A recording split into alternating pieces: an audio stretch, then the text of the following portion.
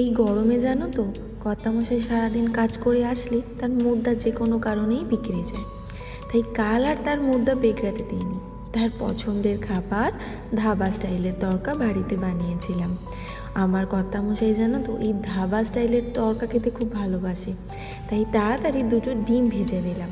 তারপর ওই কড়াইতে দিয়ে দিয়েছিলাম পেঁয়াজ কুচি, আর দিলাম টমেটো কুচি, আর দিলাম কিছু চেরা কাঁচা লঙ্কা।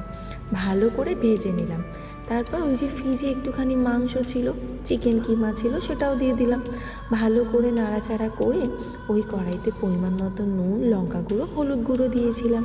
আর সকালবেলা একটুখানি আমি ডাল ভিজিয়ে রেখেছিলাম, তরকার ডাল, আদা রসুনের পেস্ট দিলাম। তারপর ভালো করে মাংস কষানো হয়ে যাবার পর আগে থেকে নুন হলুদ দিয়ে সেদ্ধ করা ডালটা ঢেলে দিলাম। তারপর ভালো করে নাড়াচাড়া করলাম। মোটামুটি 15 মিনিট মতো ফুটতে দিয়েছিলাম। তারপর ওই যে ডিমটা ভেজে রেখেছিলাম সেটা দিয়ে দিলাম। দেখে তো তিনি কি খুশি।